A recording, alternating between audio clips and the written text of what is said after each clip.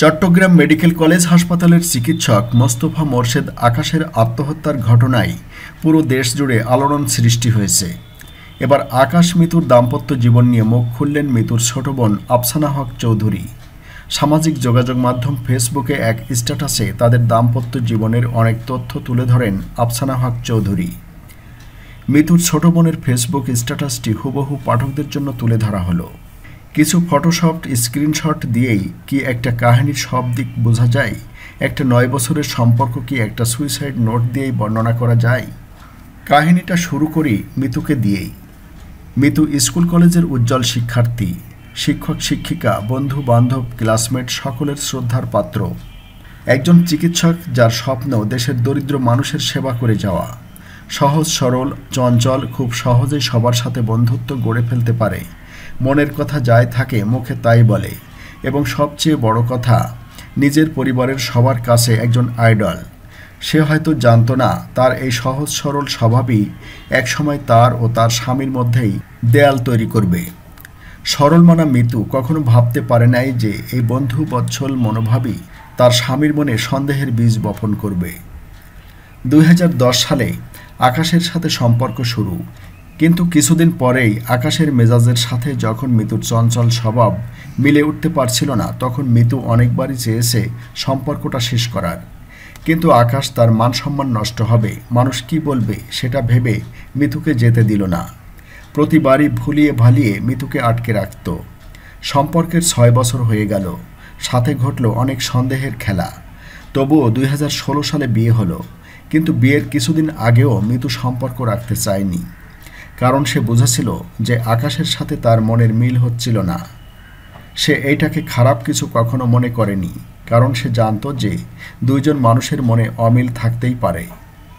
কিন্তু আকাশ এই মনের অমিলকেও সন্দেহের আওতায় ফেলল এবং আবারও নিজের চট্টগ্রামের শিক্ষক হিসেবে মান সম্মানের জন্য মিতুকে আটকে রাখল। বিয়ে হলো, আকাশ হয়ে গেল মিতুর পরিবারের অবিচ্ছেদ্য একটি অংশ। মিতুর বাবা মা কখনোই আকাশকে নিজের ছেলের থেকে কম কিছু হিসেবে দেখেননি। মিতুর 2 বোন আকাশকে ভাইয়ের থেকেও বড় চোখে দেখত। আকাশের প্রতিটা সাফল্যে তাদের কি গর্ব ছিল সেই ব্যাপারে আশেপাশের মানুষ ভালোভাবেই জানত। আকাশও কখনো কোনো কিছুতে কমতি রাখত না, নিজের বাবা মা আর আপন বোনের মতোই দেখত। মিতু আর আকাশের ভালোবাসার কমতি ছিল না। ফেসবুকে ওদের পোস্ট দেখলে সেটা যে কেউ ভালোভাবেই বুঝবে। কিন্তু আকাশের বদমেজাজের কারণে মিতুর হাতে গালে কখনো যে দাগ পড়ত সেটা কাউকে বুঝতে দিত না। সে ভাবত হাজার হোক ভালোবাসার মানুষ কিছুদিন পরে ঠিক হয়েই তো যাবে।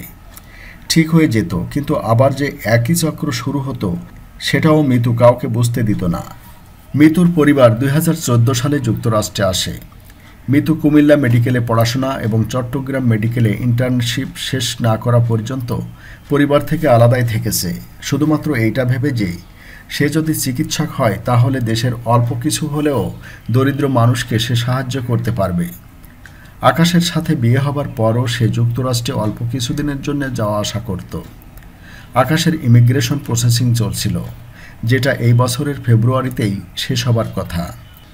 মিতু USMLEর জন্য প্রাণপণ পড়ছিল এবং পাশাপাশি ভালোবাসার মানুষ আকাশের সাথেও থাকতে চাচ্ছিল।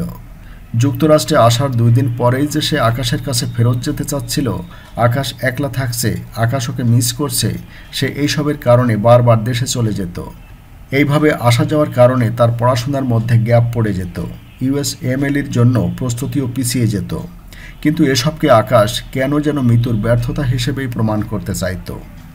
এই বছরের জানুয়ারির শুরু থেকেই আকাশের মাথায় নতুন একটি সন্দেহের বীজ বপন হয় এবং মিতু যখন USMLEর জন্য মোটামুটি প্রস্তুত, তখন সে মিতুকে জোরপূর্বক দেশে ফিরতে বলে। মিতুও বাধ্য স্ত্রীর মতো একটুও শব্দ না করে স্বামীর কথা মতো দেশে চলে গেল, এই আশায় যে স্বামীর মাথা থেকে সন্দেহের বীজটা ঝরিয়ে ফেলতে পারবে। কিন্তু মিতু কখনো ভাবেনি সে আকাশের এমন রূপ দেখবে যেটা সে গত 9 বছরে দেখেনি। মানসিক অত্যাচার মেয়েটাকে যে একটু একটু করে ক্ষয়ে দিচ্ছিল সেটা তার পরিবার একটু একটু করে আঁচ করা শুরু করলো। মিতু আর আকাশের কলহ এমন পর্যায়ে চলে গেল যখন মিতু বুঝতে পারছিল যে সম্পর্ক নিয়ে একটা সিদ্ধান্ত নেওয়া উচিত। মিতু আকাশকে বলেছিল যে দেশে থেকে স্পষ্ট হচ্ছিল যে সম্পর্কের অবনতি কেবল হচ্ছে, তাই সে যুক্তরাষ্ট্রে ফেরত যাক, বিশেষত যেখানে আকাশের যুক্তরাষ্ট্রে ইমিগ্রেশন প্রসেসিংয়ের কাজ পরবর্তী 2 সপ্তাহের মধ্যেই শেষ হয়ে যাবে।